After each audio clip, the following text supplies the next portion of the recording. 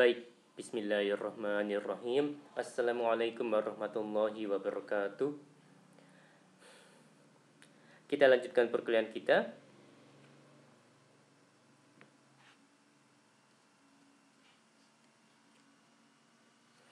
Topik perkuliahan kali ini adalah siklus bisnis dan permintaan agregat. Saya mengambil materi ini dari internet dengan sumbernya adalah sebagai berikut. Oke, masuk ke subtopik pengertian siklus bisnis.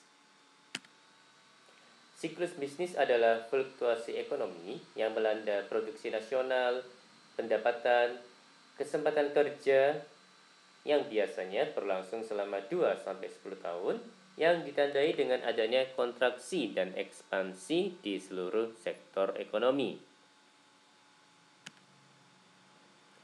Oke, tahapan siklus bisnis. 1. Oke, saya ulangi. 1. Peak atau puncak. Yang kedua, kontraksi, resesi. Kemudian yang 3, trough, kondisi terburuk.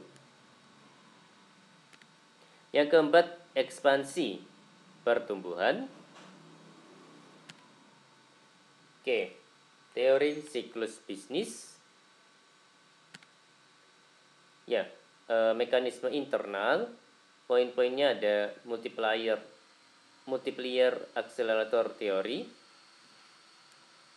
ada teori moneter, ada teori politik, ada teori keseimbangan siklus bisnis, ada teori siklus bisnis real, dan ada teori shock penawaran. Faktor eksogen, ada perang, ada revolusi, ada shock minyak dan pemilu.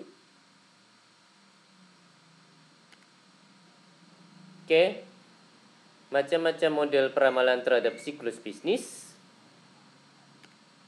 Oke, ada leading indicator, ada model econometrics, ya dipelopori oleh Jan Tinbergen dan Lawrence Klein. Kemudian ada naive forecast, time series. Ya, masuk ke subtopik komponen agregat demand. Ini ada poin konsumsi, ada poin investasi, ada poin belanja pemerintah, ada poin net ekspor, ya ini ekspor dikurangi impor ya Mas dan Mbak ya. Oke, ya masuk ke subtopik kurva permintaan mikro dan makro. Untuk makro, kurva permintaan miring dari kiri atas ke kanan bawah karena dampak harga untuk jumlah uang beredar yang sama.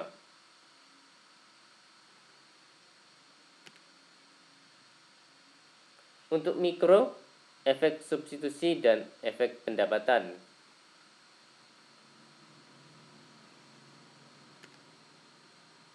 Oke, perubahan permintaan. Ya ini ya, ada sebuah tabel. Kolom ini adalah variabel, kemudian kolom ini adalah dampak terhadap permintaan agregat. Jadi untuk variabel kebijakannya ada moneter dan fiskal. Untuk moneter, peningkatan uang beredar menurunkan suku bunga, sedangkan fiskal, peningkatan belanja meningkatkan permintaan barang dan jasa. Untuk variabel eksogen, ya ada poin pertumbuhan negara lain, peningkatan aset, dan lainnya. Untuk pertumbuhan negara lain, ya poinnya ekspor meningkat. Sedangkan untuk peningkatan aset, poinnya ada pendapatan meningkat, konsumsi meningkat. Dan untuk lainnya, poinnya adalah WTO, NAFTA, AFTA, dan APEC.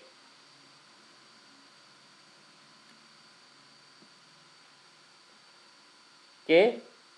beberapa aliran pemikiran terhadap faktor-faktor yang menentukan agregat demand. Ada monetaris, kebijakan moneter penting. Ada Keynesian, kebijakan fiskal yang terpenting. Ada institusional. Ya, apakah siklus bisnis dapat dihindari? Dengan berjalannya waktu, siklus bisnis semakin berkurang kualitasnya. Faktor-faktor penentu stabilitas, ada semakin sempurnanya aliran modal, ada kebijakan pemerintah semakin terbuka dan dapat diprediksi, dan ada pemahaman pemerintah yang semakin baik terhadap kondisi perekonomian dapat mencegah perekonomian menuju resesi. Pada dekade 1990, ekonom AS berpikir bahwa siklus bisnis sudah mati.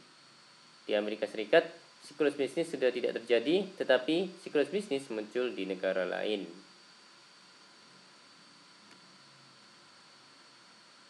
Ya, Okun mengatakan bahwa memang karena penyebab resesi sudah dikenali, sehingga resesi dapat ditekan terjadinya.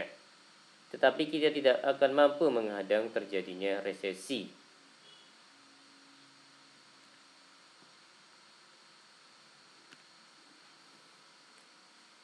Baik, demikian dari saya.